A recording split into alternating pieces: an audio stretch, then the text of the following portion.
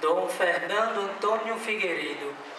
por mercês de Deus e da Santa Sé Apostólica, Bispo diocesano de Santo Amaro, Paróquia São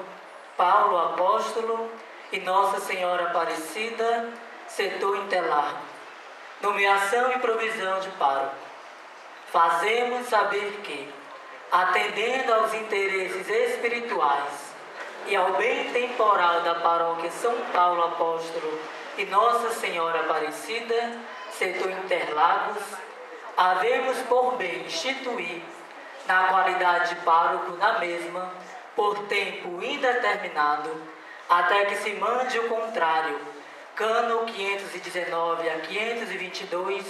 do Código de Direito Canônico, o Reverendíssimo Padre José Roberto do Prado, cuja prudência, doutrina e demais qualidades o tornam idôneo para a cura de almas.